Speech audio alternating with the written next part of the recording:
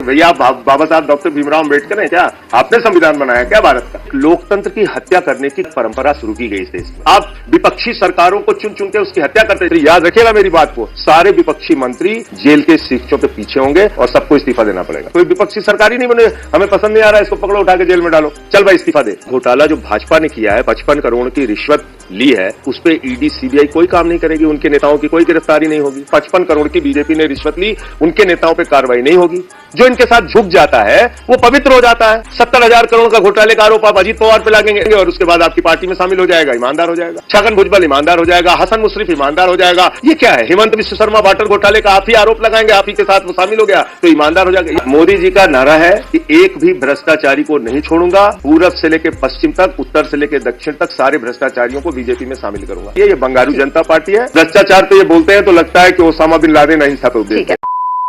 नमस्कार दोस्तों, आज के इस नए डिबेट वीडियो में आपका स्वागत है। दोस्तों, आज के डिबेट में आप आम आदमी पार्टी सांसद संजय सिंह साथ में इंडिया टीवी पत्रकार पिनाश त्यागी को देखने वाले हैं। डिबेट में संजय सिंह ने बीजेपी के घोटाले, साथ ही कैसे ईडी सीबीआई भाजपा के घोटाले पर तो कुछ नहीं कर रही, लेकिन वहीं विपक्षी नेताओं को कैसे प्रताड़ित किया जा रहा है, इन्होंने इस बारे में विस्तार से बताया है। इसी के साथ संजय सिंह ने अपने साथ जेल में हुए पिछले 6 महीनों के यातनाओं के बारे में भी बताया है कि कैसे उन्हें जेल में एक तरह से टॉर्चर किया जा रहा था। उन्होंने इस बारे में भी खुलासा किया है। बाकी पूरा वीडियो आप खुद ही देखिए। चलो भाई, तो अदालत पर तो भरोसा है ना आपको? बिल्कुल भरोसा है। तो वो वक्त लेंगे और सुनाएंगे। लगने दीजिए, इसमें क्या समस्या है? समय लगने का ये मतलब नहीं कि केजरीवाल जी दोषी हो गए, बिल्कुल नहीं। और उसके आधार पर उनको बिल्कुल दोषी मान लिया जाए, ये कानूनी प्रक्रिया में समय लगता है। लेकिन ऐसे में अगर अगर दिल्ली का मुख्यमंत्री अगर जेल के अंदर होगा तो फिर सरकार कैसे चलेगी? आप खुद 6 महीने जेल के अंदर रहकर आए हैं, क्या ऐसा मुमकिन है कि तमाम 100% चल सकती है और ये चलाने दी जाएगी? 100% चल सकती है। वो भाजपा वाले थोड़ी तय करेंगे, वो तो कोर्ट तय करेगी ना, वो तो भाजपाइयों का अधिकार नहीं है। तो कैसे, क्या प्लान बनाया? वो जज भी नहीं है ना। विनय सक्सेना जी जज। मैं सुन रहा था एक टीवी चैनल पे विनय सक्सेना जी ने कहा हम जेल से सरकार चलाने नहीं देंगे। भैया आप बाबा साहब डॉक्टर भीमराव अम्बेडकर हैं क्या? आपने संविधान बनाया क्या भारत का? न प्रधानमंत्री जी जज है। तो ये कि एक लोकतंत्र की हत्या करने की गलत परंपरा शुरू की गई इस देश में, जिसके खिलाफ आवाज उठाना जरूरी है। आज अरविंद केजरीवाल पे 2 फर्जी मुकदमे करके उनको जेल में डाल दिया, इस्तीफा दे दो।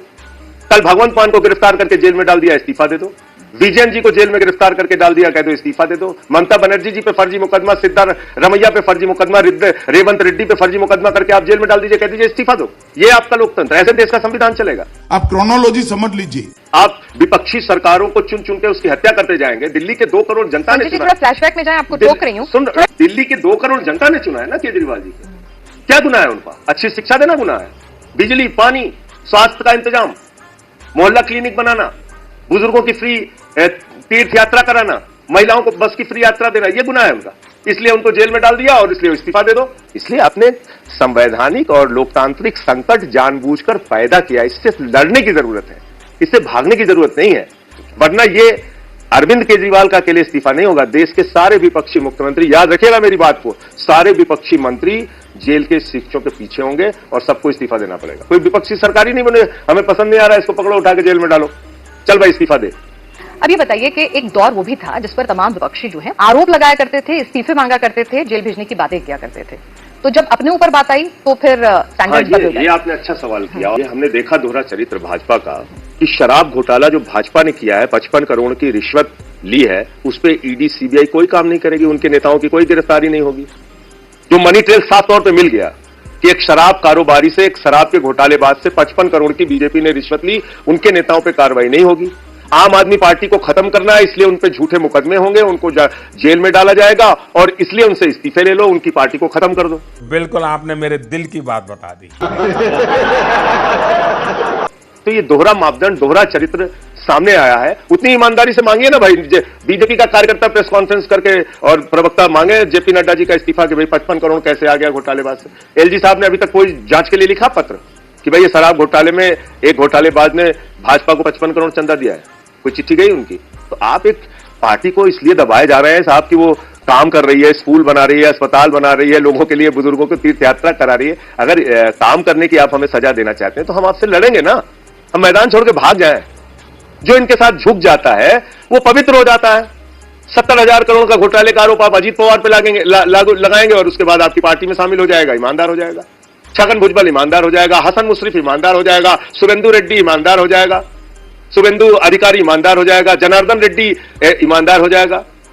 ये क्या है? हेमंत विश्व शर्मा वाटर घोटाले का आप ही आरोप लगाएंगे, आप ही के साथ वो शामिल हो गया तो ईमानदार हो जाएगा। ये आपका दोहरा चरित्र देश में सोनिया गांधी, तो इसलिए मोदी तमाम लोग जब अपनी बार रामलीला मैदान आए इंडिया अलायंस के तौर पर, तब वो ईमानदार हो गए। मोदी जी का नारा है कि एक भी भ्रष्टाचारी को नहीं छोड़ूंगा, पूरब से लेकर पश्चिम तक, उत्तर से लेकर दक्षिण तक सारे भ्रष्टाचारियों को बीजेपी में शामिल करूंगा। उसी अभियान में भाजपा ही लगे हुए हैं। तो इसलिए भाजपा के ऊपर, मेरे सामने आम आदमी पार्टी के नेता बैठे हैं तो मैं उनसे आम आदमी पार्टी के लिए ही बात कर लेती हूं। भाजपा के बयानों को ज्यादा गंभीरता से नहीं लेना चाहिए। ये बंगारू जनता पार्टी है और भ्रष्टाचार पे ये बोलते हैं तो लगता है कि ओसामा बिन लादेन अहिंसा पे उपदेश दे रहा है। इस सज्जन को क्या तकलीफ है भाई, क्या तकलीफ है इनको? केसी रामलीला मैदान से भ्रष्टाचार के खिलाफ जिन लोगों के खिलाफ आप लोगों ने आवाज उठाई थी, जिनको भ्रष्ट कहा था, आज उन्हीं के साथ आप मंच साझा कर रहे हैं। क्योंकि तो क्या वो पवित्र हो गए? क्योंकि आज देश में एक संवैधानिक और लोकतांत्रिक संकट पैदा हो गया है। देश का न तो संविधान बचेगा, न लोकतंत्र बचेगा, न विपक्ष की सरकारें बचेंगी। तो यानी अभी जब मंच पर वो तमाम लोग बैठे थे वो भ्रष्ट थे या नहीं थे? अब या संविधान अभी मौजूदा हालात की मजबूरी थे? देखिए, ऐसा है कि ये तय करना, फिर से मैं कहूंगा, जो केंद्र की सरकार है वो जैसे काम कर रही है, मैं तो कह रहा हूं आप करिए ना, खुद जांच करिए, खूब गहराई से जांच करिए, लेकिन अदालतों के सामने पुख्ता सबूत पेश कीजिए। ऐसे झूठे बयान केजरीवाल जी के खिलाफ जैसे आपने तैयार किए। जिस दिन ईडी आपके घर आई सुबह सुबह, क्योंकि लगातार आप ललकार रहे थे क्या मुझे गिरफ्तार करो, मैं ललकार रहा था, इसीलिए वो आए कि कोर्ट ने मुझे प्रतिबंधित किया है, इसलिए मैं अपने केस के बारे में जो मेरे साथ जाति भी हुई है वो भी नहीं बोल सकता। मेरी सीमा जाति हुई थी, मैं कह रहा हूँ केस के बारे में नहीं बोला, लेकिन जो जाति हुई थी, मैं कह रहा हूँ जो जाति हुई थी उसमें भी नहीं बोल सकता। जाति हुई थी। जफा का मतलब होता है अत्याचार, कि उन्हें ये फिक्र है हरदम नया तर्जे जफा क्या है, और हमें भी शौक है देखे सितम की इंतहा क्या है। तो आज इस देश के लोकतंत्र और संविधान को बचाने की लड़ाई है। मैंने देश के प्रधानमंत्री से वादा किया था कोर्ट में जाते समय कि मैं आपकी यातना का पैमाना चेक करना चाहता हूँ। यातना मिली जेल में? मैं आपको तो सिर्फ ये बता रहा हूँ कि 11 दिन तक ऐसे मुझे निकाला गया है कोठरी से, वार्ड नंबर 1, 2, 3 के सभी बंदी भाई अपने अपने वार्डों में चले जाएं, अनाउंस होता था, सारे वार्ड बंद होते थे। पुलिस वालों के बीच से मुझे मेडिकल जांच के लिए ले जाया जाता था, मेडिकल जांच हुई, फिर बैरक में जाइए। किसी से बात करने की इजाजत नहीं? 11 दिन तक किसी से बात करने की इजाजत नहीं थी। कोई बात करने आ जाता था उसको डांटा जाता था।